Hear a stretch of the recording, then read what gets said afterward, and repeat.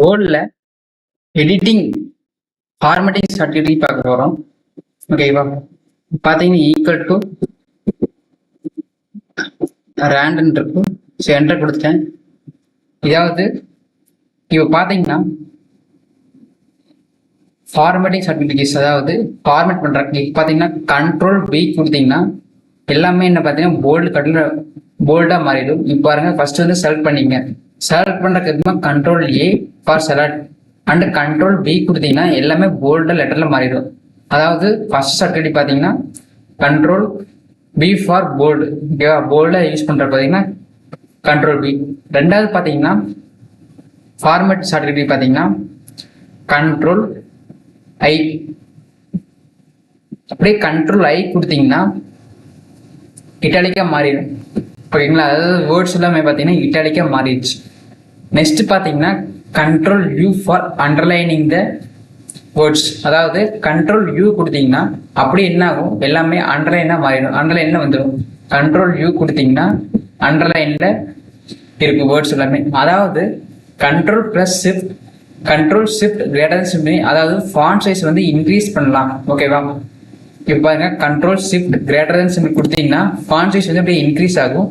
இல்லை font size வந்து நான் குறைக்கணும் அப்படின்னா control shift less then simple கொடுத்தீங்கன்னா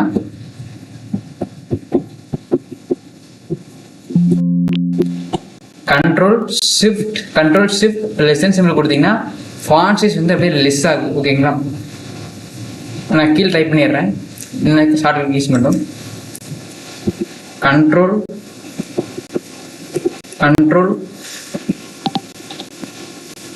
B for bold,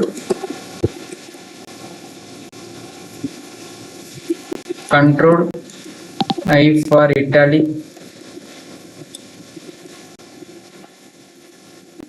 control U for underline, control shift greater for increase font size,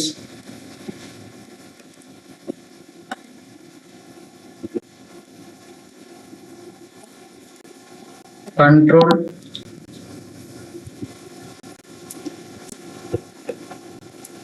for decrease